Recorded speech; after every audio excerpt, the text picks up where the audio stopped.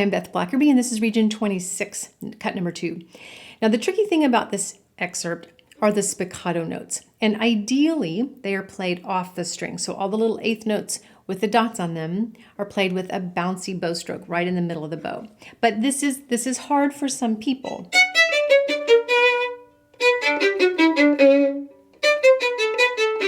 So ideally you're working on that bow stroke. If you're not able to control your spiccato, then at least be playing in the middle part of the bow. If you're playing short notes in the middle, there will be a little bit, the bow will release enough pressure between bow strokes that it'll come off a little bit. If you're playing them at the tip, and this is what you really want to avoid,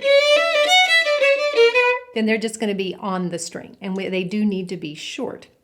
So examine where you are in the bow when you're practicing this.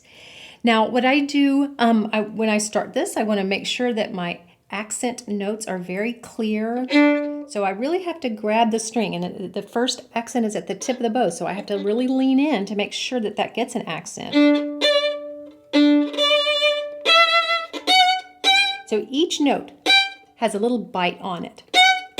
Now, this next, the little runs where we have a first finger going to a first finger, it's easy for that to sound like a smear.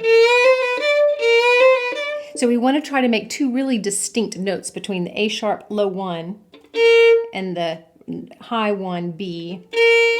So you need to move your finger really quickly. Now, something that helps me do that is if I give a little push with the bow. It's not really going to be an articulated accent like this, but it's kind of a light accent. But if I give a little push, somehow that little push in my bow also helps push my finger.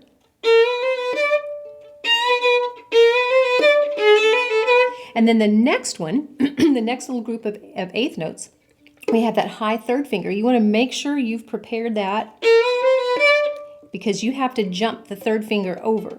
Go from a regular third finger placement and then a high one. So get over there and extend that finger. Get up to the G sharp. We don't want that, okay? Because that won't sound very good. So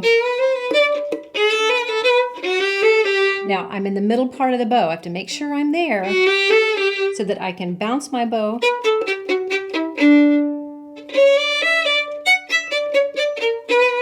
Back to accents.